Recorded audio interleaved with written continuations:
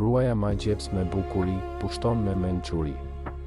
Nëse jeton si duan të tjerët, nuk do të kesh kohë të jetosh siç dëshiron ti. Nëse martohesh me dëshirën e huaj, do të pendohesh me dëshirën tënde.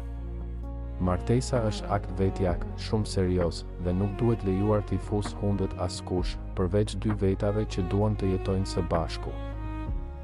Mos u mërzitni, do të bëhet më mirë, nëse jo, vështirë se mund të bëhet më keq, e nëse s'mund të bëhet më keq, atëherë është pak më mirë. Lotët që derdhin vajzat në rini, u rrjedhin faqeve shumë metrëve në pleqëri, i drejt me çikën tënde, njësoj si me djalin tënd. Nëse lejon të zgjedhin profesionin për ty, ke humbur një pjesë të madhe të lumturisë. Nëse nuk e zgjedh vetë bashkëshortin ose bashkëshorten, e ke humbur krejt lumturinë. Aty ku burrat mendojnë se po jetojnë, gratë besojnë se po gjallojnë. Burri me palor edukat ka frikë nga gratë e vetëdijshme dhe të dijshme. Ai pëson një tredhje psikike nga inteligjenca e saj. Vajza apo djali që lejon prindërit t'i përzihen në martesë, nuk ka arritur ende pjekurinë për martesë.